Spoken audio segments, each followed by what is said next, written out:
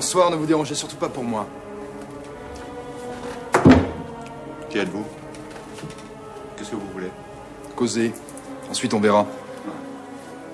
Une drôle de façon de causer avec la gueule de deux pistolets. Bonsoir. Très juste. J'aurais dû dire t'interroger, Tudal de Saint-Mélène. Sur la mort de ta sœur que tu as assassinée un soir près de l'étang de Trécesson.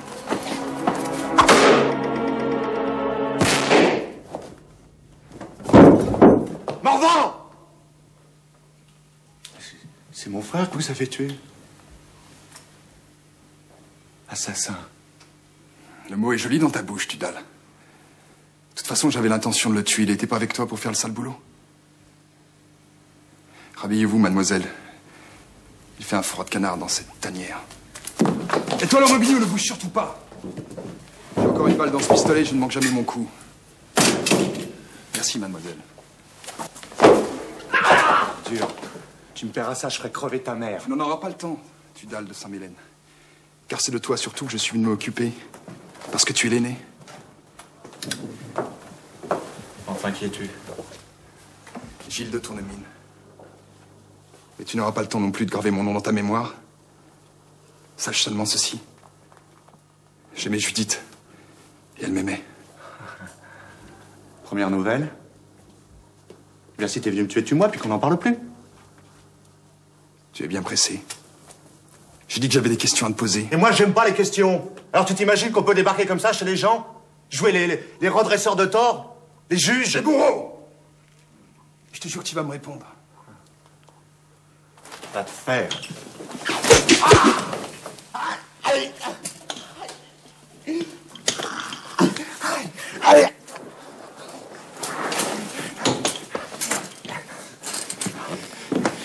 Tu sortiras pas d'ici, vivant bandit. J'ai des gens qui vont venir. On s'occupera de plus tard. Donnez-moi cette corde, mademoiselle, s'il vous plaît.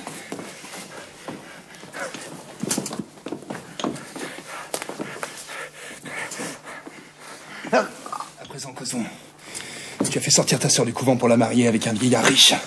Alors explique-moi pourquoi tu as jugé bon d'assassiner le soir de tes noces. Je dirai rien. Je crois que si. Tu parles ou je te fais griller. Crois-moi, c'est pas une vaine menace. J'arrive d'Amérique où j'ai vu les Indiens à l'œuvre. Ça va, ça va. Je vais parler.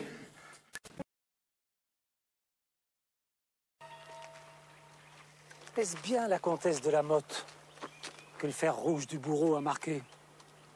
On le dit, oui. Mais j'ai une autre opinion. Comédie. Comédie. Payée au bourreau et à la victime. Comédie effroyable, alors vous avez senti comme moi l'odeur de la chair brûlée? Affaire de prix. Ce n'est pas un terrain sur lequel je vous suivrai. Et alors vous ferez comme les autres badauds. Vous finirez par dire que vous avez vu marquer Madame de la Motte. J'ai vu une femme marquée, oui. Mais celle que le bourreau a flétrie, ce n'est pas la comtesse de la Motte-Valois. Mais si ce n'est pas elle, alors qui? Marie-Antoinette d'Autriche, reine de France. Adieu, Marat. Adieu, Robespierre. Paris savait que le roi allait prendre la fuite. Et personne à Paris n'a eu l'idée de mettre les Tuileries en état de siège pour l'en empêcher. Tu le savais, toi, Robespierre? Hein, de Bac, oui, t'es venu jusqu'à moi. Eh oui. Mais moi, Danton, je n'ai ni armée, ni police, ni espion dans Paris. Au fait, que devient ce brave général de Lafayette? Il a envoyé un détachement de la garde commandé par M. de Romeuf sur la route de Valenciennes. Ce n'est pas sur la route de Valenciennes qu'il faut l'envoyer, c'est sur la route de Châlons. Ah, mais c'est notre fermier de Villers-Cotterêts. L'homme à la cocarde tricolore. Qu'est-ce qui vous fait dire que c'est sur la route de Châlons, Billot? J'étais au marché de Meaux il y a 2h30. J'ai vu la voiture avec le roi et toute sa famille au relais de poste. Escorté par des gentilshommes dont le baron Isidore de Charlie. J'ai reconnu, c'est un voisin de chez moi. Vous les avez reconnus, vous ne les avez pas arrêtés. J'étais seul, à pied, sans armes, ils avaient des chevaux frais. Je sais que rien ne peut se décider sans ordre de vous, messieurs de Paris. Alors me voilà, et maintenant vous savez où va le roi. À Metz ou à Montmédy? Chez le marquis de Bouillé. Président, qu'est-ce qu'on fait? On leur donne la chasse. Pétion, Barnard, Latour Maubourg. Vous avez les pleins pouvoirs de l'Assemblée nationale. Partez sur le champ. Billot, vous les accompagnerez. Et ramenez-les vivants.